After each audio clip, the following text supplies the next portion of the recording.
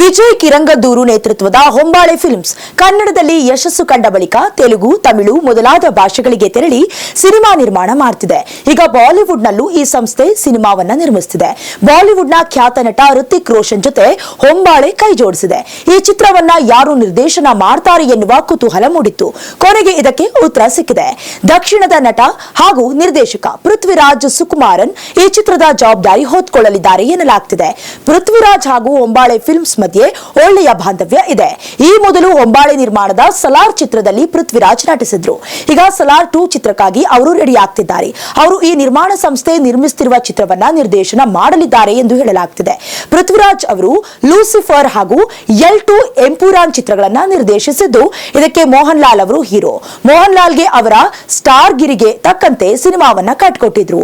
ಅಷ್ಟು ದೊಡ್ಡ ಹೀರೋನ ಉತ್ತಮವಾಗಿ ನಿಭಾಯಿಸಿದ ಪೃಥ್ವಿರಾಜ್ ಈಗ ಋತಿಕ್ ಸಿನಿಮಾದ ಜವಾಬ್ದಾರಿಯನ್ನ ಹೊಂಬಾಳೆ ಇವರಿಗೆ ವಹಿಸಿದೆ. ಹೊಂಬಾಳೆ ಫಿಲ್ಮ್ಸ್ ನಿರ್ಮಾಣ ಮಾಡುವ ಸಿನಿಮಾ ಒಂದನ್ನ ಪೃಥ್ವಿರಾಜ್ ಅವರು ನಿರ್ದೇಶನ ಮಾಡಬೇಕಾಗಿದೆ. ಈ ಸಂಸ್ಥೆ ಪೃಥ್ವಿರಾಜ್ ಕಾಲ್ ಶೀಟ್ ಪಡೆದು ಸಾಕಷ್ಟು ಸಮಯ ಆಗಿದೆ.